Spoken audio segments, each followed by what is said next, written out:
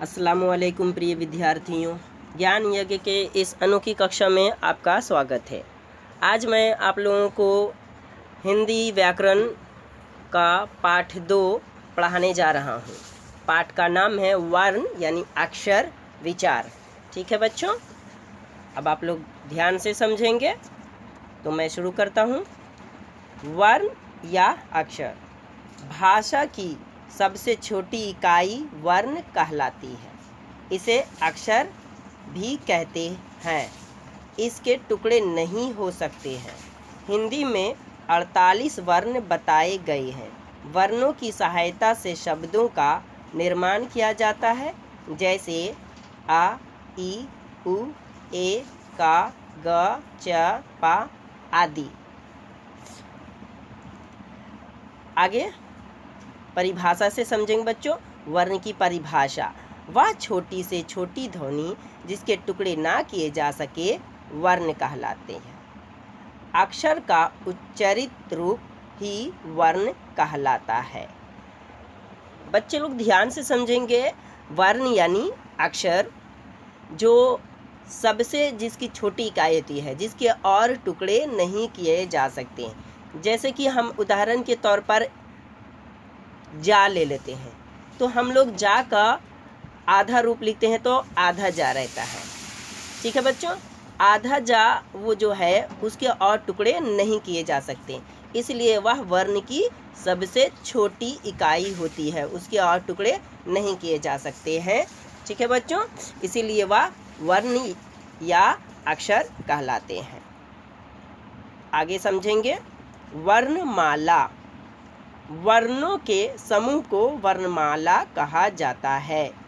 महर्षि पाणिनि के अनुसार संस्कृत व्याकरण में इनकी कुल संख्या 43 बताई गई है।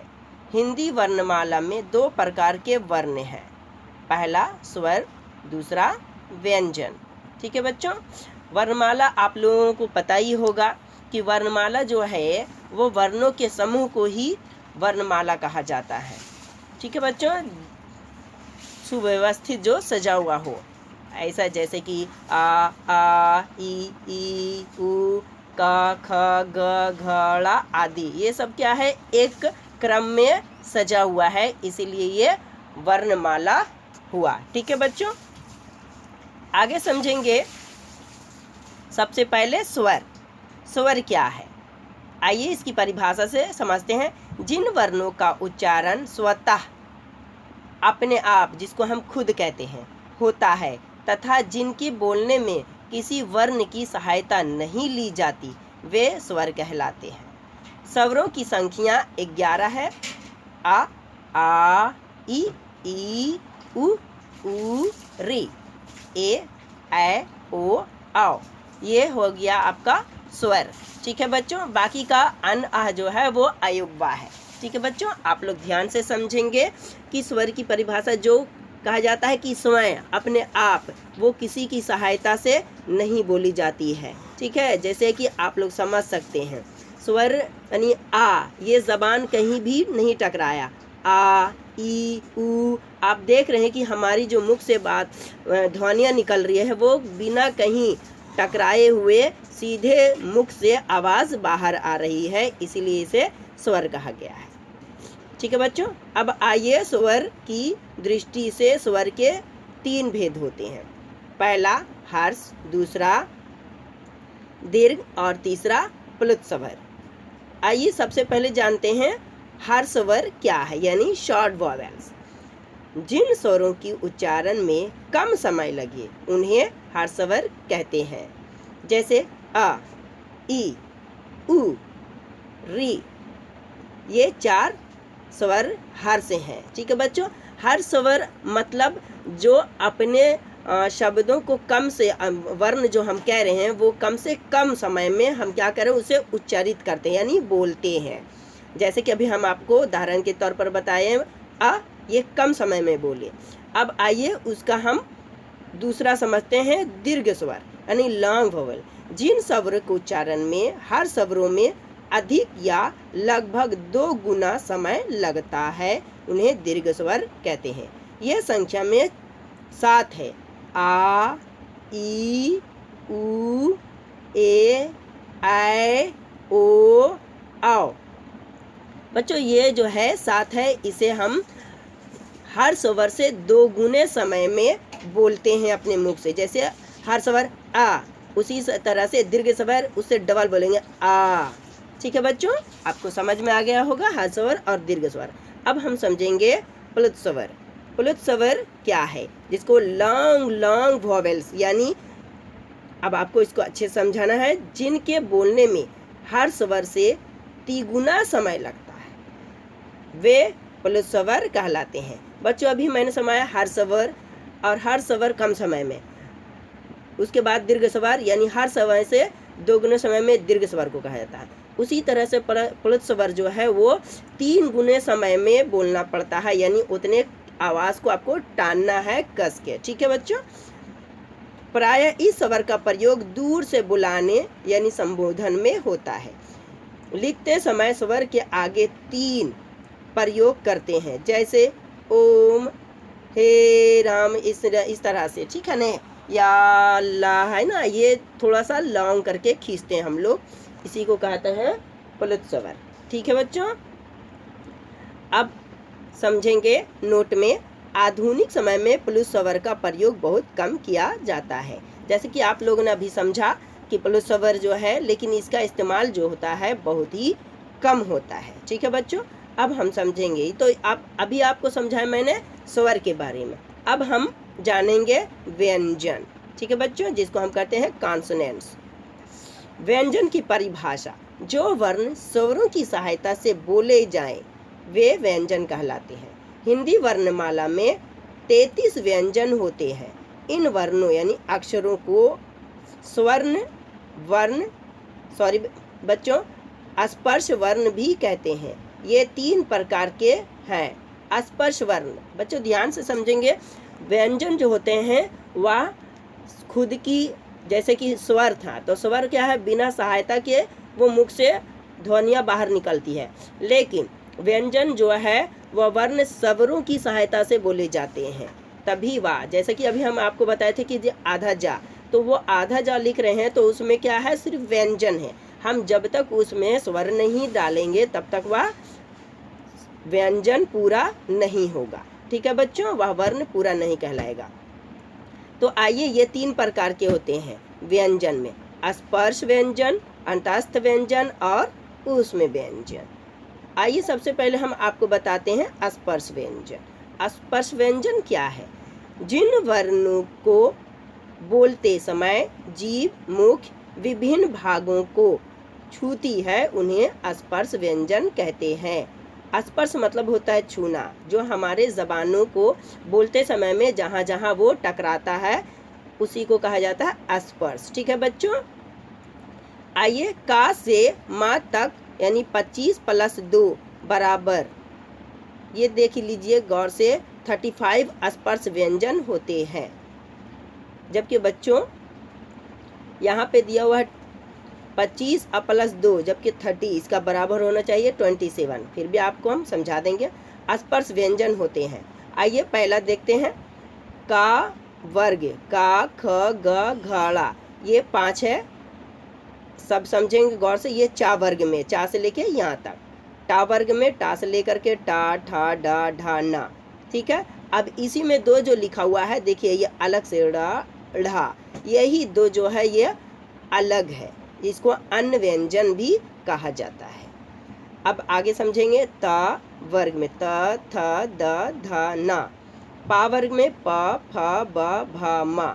ये जो आपको अभी मैंने पढ़ के बताया है, ये टोटल कितने हो गए, 25 + 2 बराबर 27। ठीक है, ये जो है कि है स्पर्श व्यंजन है। ये बोलते समय में चाहे हमारे ज़बान कहीं भी टकरा रहे हों, होंठ भी, यानी जो होंठ है वो भी टकरा रहे हैं, एक दूसरे से सट रहे हैं, तो ये स्पर्श कर रहे हैं, ये स्पर्श व्यंजन हो गए। ठीक है बच्चों, अब आगे पढ़ेंगे अंतस्थ व्यंजन, जिसको कहते हैं सेमी वॉवेल, जो वर्ण व्यंजनों तथा स्वरों के मध्य स्थित होते हैं, यानी बीच में, उन्हें अंतस्थ व्यंजन कहते हैं। ये 4 होते हैं, ध्यान से समझे, या, ध्यान से समझेंगे। या ये जो है ना थोड़ा सा हल्का सा ऐसा लगता है कि प्रतीत हो रहा है कि स्पर्श हो रहा, अंदर से निकल रहा है, स्पर्श नहीं बल्कि ये कहाँ हो रहा है, अंदर से निकल रहा है अलग से, या। ठीक है बच्चों, उसी तरह से रा में ऐसा लगता है कि जैसे थोड़ा सा टकरा रहा है। ला, वा, ये सारे जो है अंतःस्थ व्यंजन है। ला, ये भी अंदर से ज़बान को उल्टे टंग करके पढ़ने पड़ता है। अब आइए तीसरा, उसमें व्यंजन, जिसको कहते हैं सिबिलेंट्स। जिन व्यंजनों के बोलने में गर्म हवा निकलती है उन्हें उसमें व्यंजन कहते हैं। ये भी 4 हैं। शा, शा, सा, हा। ठीक है बच्चों, देखें जैसे कि घर्षण होता है ना, उसी तरह से आवाज़ें निकलती है। ये हो गया उसमें व्यंजन, यानी गर्म हवा निकलने जैसी आवाज़ें। अब हम पढ़ेंगे सबसे पहले का में। मेल के आधार पर व्यंजन के भेद। समान अथवा भिन्न भिन्न व्यंजनों के आधार पर भी व्यंजनों के भेद किए गए हैं। ये 2 प्रकार के हैं। पहला संयुक्त व्यंजन, दूसरा द्वित्व व्यंजन। आइए सबसे पहले जानते हैं हम संयुक्त व्यंजन। 2 अलग अलग व्यंजनों के संयोग से बने शब्द संयुक्त व्यंजन कहलाते हैं। ठीक है बच्चों, जैसे स्रा, तो स्रा जो है ये एक व्यंजन है, लेकिन ये एक व्यंजन दिख रहा, वास्तव में ये 2 व्यंजनों से मिलकर के ये एक व्यंजन बना है। देख लीजिए, ये है तलब्बिशा जो कि आधा है प्लस रा, ये दोनों मिलकर के बना है स्रा। ठीक है बच्चों, अब आगे देखिए, ये है क्षा, ये बना है आधा का प्लस ये कौन सा सा है, धन्य सा, ये दोनों मिलकर के बना है क्षा। अब ये है ज्ञा, ज्ञा बन के क्या बना है, आधा जा प्लस या मिल करके बना है क्या, ज्ञा। त्रा, आधा ता प्लस रा बराबर क्या बना, त्रा। ठीक है बच्चों, तो ये हो गया 4 संयुक्त व्यंजन है जो कि 2 व्यंजनों से मिल करके बना है। ठीक है बच्चों, 2 कहेंगे या तो फिर इसे 1.5 भी कह सकते हैं, क्योंकि इसमें आधा सभी में मिला हुआ है। अब आगे हम समझेंगे द्वित्व व्यंजन दूसरे वाले में। द्वित्व व्यंजन क्या है, ठीक है। द्वित्व व्यंजन का अर्थ है कि एक अक्षर का 2 बार प्रयोग होना, उसे ही द्वित्व व्यंजन कहते हैं। जैसे पत्ते, तो देखिए पा हो गया और उसके बाद इसमें आधा ता और उसके बाद में फिर ता है, तो इसमें 2 व्यंजन साथ में जुटा हुआ है, इसीलिए इसको होगा पत्ते। इसी प्रकार सच्चा, पक्का, प्रसन्न आदि में आधा चा फिर चा, आधा का तथा आधा न और ना, यही जो है द्वित्व व्यंजन होते हैं, जैसे कि आप लोगों ने देखे जा सकते हैं। ठीक है बच्चों, अब हम पढ़ेंगे खा वाला में। उच्चारण के आधार पर व्यंजन के प्रकार। यह मुख्यतः 2 प्रकार के हैं। पहला अल्प प्राण, जिन व्यंजनों के बोलने में वायु की मात्रा कम तथा कमजोर होकर निकलती है उन्हें अल्प प्राण व्यंजन कहते हैं। यानी कम समय, अल्प मतलब क्या होता है, कम समय में जिसकी जो है वायु हवा जो है एकदम बाहर निकलती हो, उसे ही हम अल्प प्राण व्यंजन कहते हैं।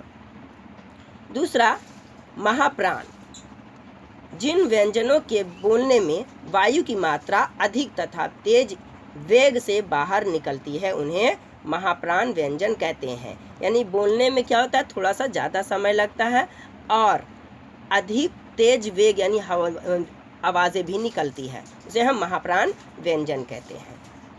गा में देखेंगे प्रयत्न, वर्णों के बोलते समय मनुष्य को जो प्रयत्न यानी कोशिश करना पड़ता है उसे प्रयत्न कहते हैं। प्रयत्न 2 प्रकार के होते हैं।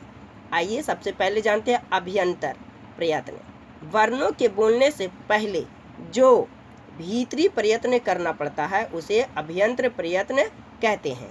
इसके 4 प्रकार हैं, अस्पृष्ट, ईषत्, अस्पृष्ट, विवृत तथा ईषत् विवृत।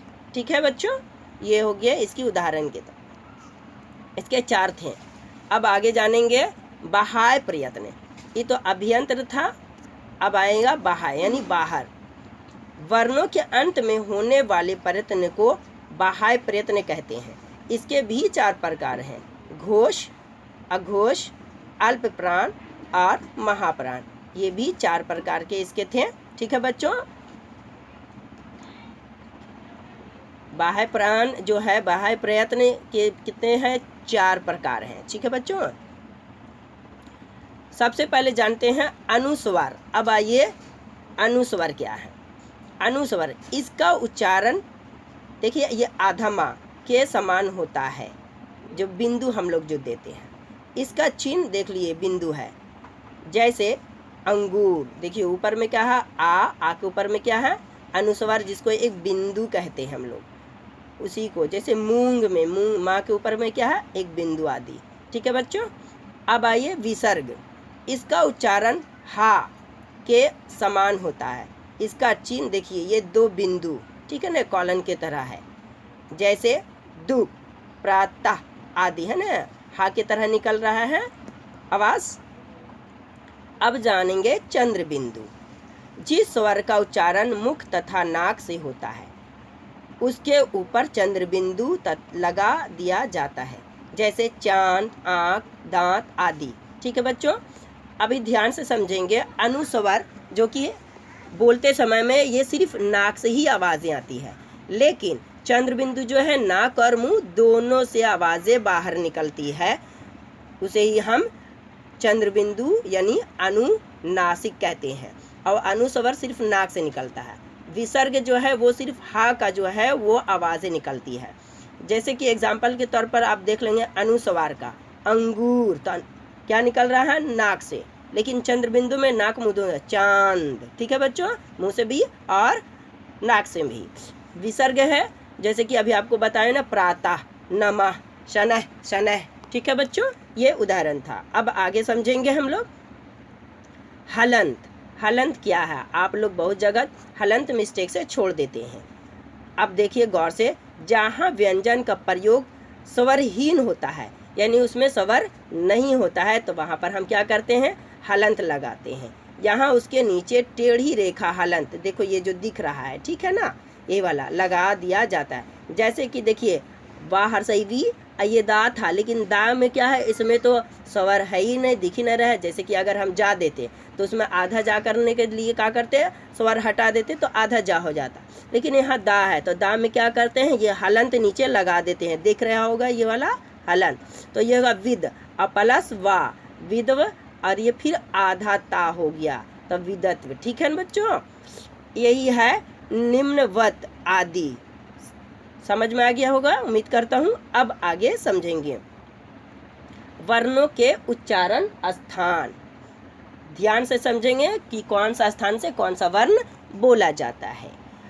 हम मुख के जिस भाग यानी अंग से जिस वर्ण का उच्चारण करते हैं, उसे उस वर्ण का उच्चारण स्थान कहते हैं।